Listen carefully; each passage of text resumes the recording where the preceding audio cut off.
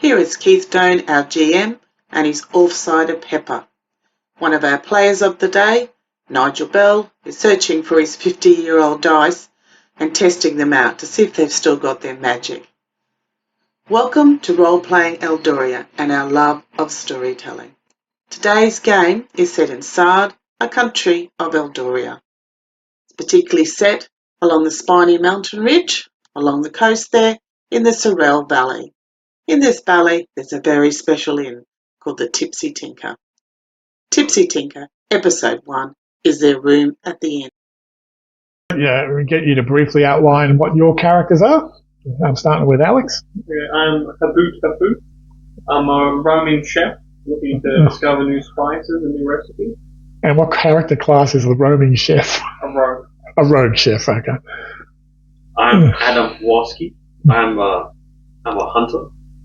My class is a gunfighter. Mm-hmm. Okay, so you're looking for basically as a hunter, do you mean a bounty hunter or a physical animal hunter? Bit of both. Okay. One of the favourite bills. He just hunts. Elrond Belden, cleric, first level, cleric of Say. Mm-hmm. Elrond, this is like a second time he's been played. I think Nigel played Elrond back in the 70s/80s, I think. I don't know if I played in the 70s, but it certainly would have been in the 80s. Certainly in the 80s, yeah. And we have copious notes. I'm not sure if you've got them, but I think I may have them, of your notes you used to take during play. It's a long time. Okay, there's your time of year that you're playing as well. It's the 10th day of the Holy March, which is like the beginning of the new year. It's winter, but it's the time of winter when it starts to thaw up and starts to get better for travelling. Farmers and troubadours who visit the place. There's a central stage showcasing the talents of entertainers, and particularly on this day, there's a minstrel called Glonding who is playing a lute, and dancing to his music is a woman who looks like she's of Yasiran birth, called Sharneve, who is dancing to the music. She's wearing, to you, there'd be exotic clothings of silk and brocades that are different from the fashions that you see in Sard and Elku in the northern countries. Lots of rectangular wooden tables have been arranged around the stage. There's candelabra made from old cartwheels hanging from the wooden beams of the ceiling. Stairs lead up to the mezzanine level that overlooks this, where there are tables there that gets a good view of the whole stage. There's a large stone fireplace with decorative shields and weapons adoring other walls. And there's a smell of appetising roasting meat and fresh baked bread pervading the air. At this time of day, we'll say that you guys have just arrived, whether independently or together, but certainly within a few minutes of each other. And you all kind of come through the door around the same time. And you can see there's about 10 people scattered about the chairs at the moment, watching Glonding and Sharneve perform. There's a bar that's in one corner where there's a young girl there who's basically stacking up clay pots and cups from the bar. And there's a corridor that goes off near the bar that goes off. That's where the smell of food's coming from. Right, the girl behind the bar, she's about, she looks maybe early 20s. She's got her hair pulled back in a tight bun, and basically asks you how can she help you. You staying overnight? Or? Hello, I'm Haboot. I'm looking to stay here for a few nights. Haboot. Haboot. Is that a real name? Yes. Certainly a name I've never heard of in Sard. You ever heard of the Haboot family? No. What are they famous for? Cooking. Mr. Anne? I may introduce you to our cook later on. But she's always looking for interesting people to perhaps join our retinue here. Anyway, so you're looking for a room? Yeah. What type of room? We've got all kinds. We've got basically just bunk houses where everyone bunks in together for cheap, or there are some actual very well appointed rooms that cost a bit more.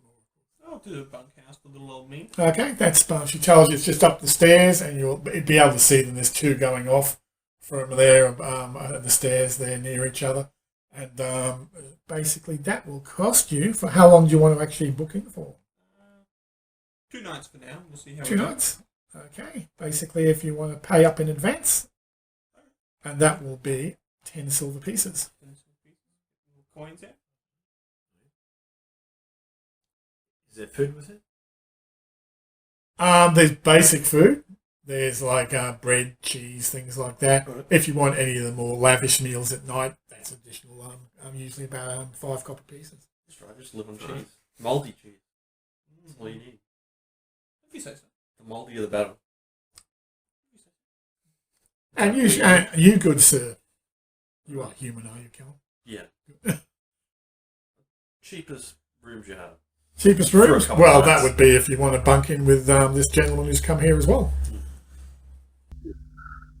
But again, it's just the dorms that you'll see them. They've just got bunk beds, chest to put your gear in up at the top of the stairs there. And for you, what is your name? Belden. Elrond Belden. And I look like a cleric, I'd say. Are you wearing the uniform? Yeah.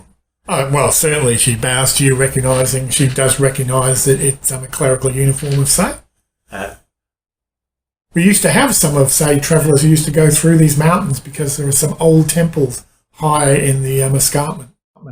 That's my understanding. Mhm. Well, wherever you've just sent them, where was that? Oh, they're going to basically just bunk in the dorms for cheap 5 silver pieces for 2 days. Wait, do the dorms allow animals? Well, you got an animal with you now. Yeah, Okay, what is it? a dog. Okay, I'll just roll to see what she thinks of the dog in the place. Okay, she's just wary of your dog that's going basically there. So she said, while you're checking in, it's fine to have the dog there, but you'd like you to take it out there. We can tie it up in the barn.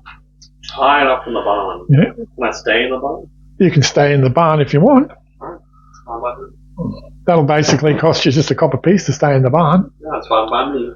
Uh-huh. Used to She leans forward though and says, okay, she'll get the stable hand to be wary of some of the fey folk who hang around the barn. There's 2 men there who serve there and go back and forth as well. But her names are Falreen. The girl's called Falreen. She says, can she get you a drink while you're here?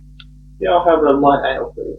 A light ale. Well, looking there, that would probably be the best for a light ale would be Sardian Gold, which is 3 copper pieces. Okay. It has a clean, sharp taste with a hint of mint.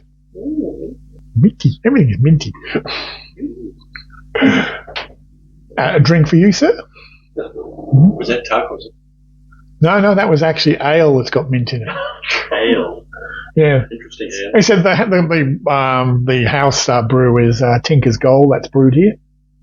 Or if you want something heavier, there's Pious Monastery Brew. They even have Ashfold Sweet. It's an Ashford spoon. It's a mead.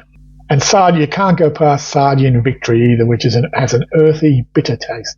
Can't go wrong with bitter. Okay, so she'll get you a Sardian Victory for 2 copper pieces. Oh, cheap. Does Sir actual imbibe, or has he taken vows against it? No, I'll go for the stout. Go for the stout. That's Stone Cow. It's a creamy drink with a heavy malt taste. Drinks are put forward. They said we're still serving lunch at the moment if you're interested in food. Basically, they're serving just platters of cold meats at the moment. The hot dish being served is fish. It's perched from the...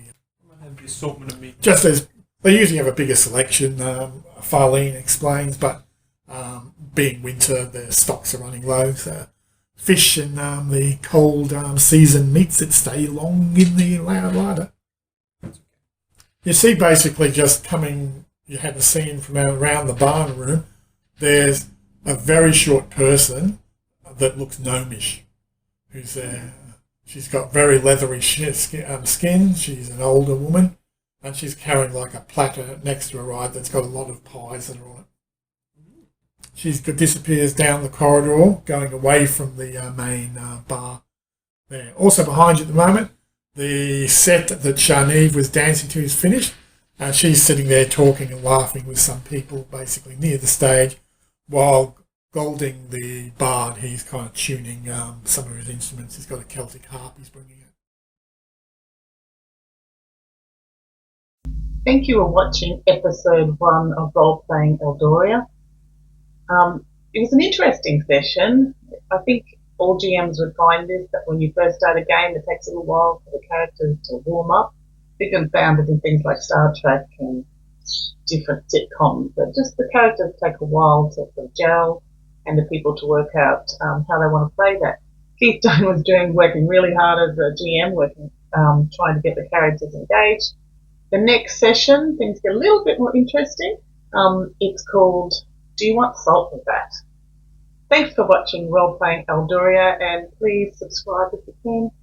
If you want more information on Tipsy Tinker or anything else, have a look at the links below. See you next time. Bye.